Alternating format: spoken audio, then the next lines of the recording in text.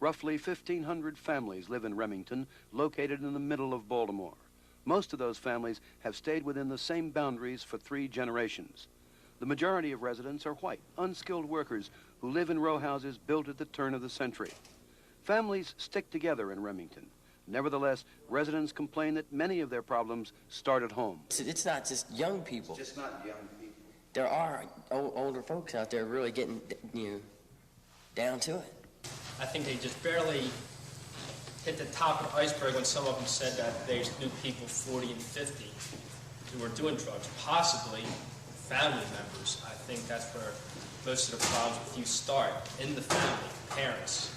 Some residents are frustrated that the police don't help resolve the problems. But police in the area say they do what they can, but they're hampered because not enough people help them with crime reduction programs that work elsewhere.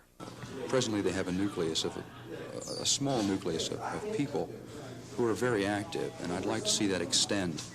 Not surprisingly, many of the problems on the streets of Remington trace back to the area classrooms. The latest available census figures show 85% of the adults don't have high school diplomas. Estimates run as high as 90% dropout rate today. Much of the blame for this rests with the school curriculum and facilities. The principal of the local middle school says the school system simply has not met the vocational needs of the community. However, that should change over the next 3 years as new courses are implemented and a newly remodeled school building opens. The schoolroom improvements are not the only signs of hope in Remington. In the last 3 months, people have come to recognize they can solve their problems only if they work together. The older people should get together with the kids and sort of teach them that each person is human and each person should like to be treated human, But it's not like that around here. No way.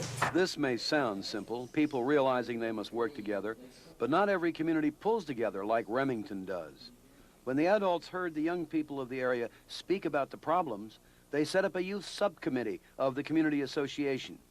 And some young people are attending a local work-study program.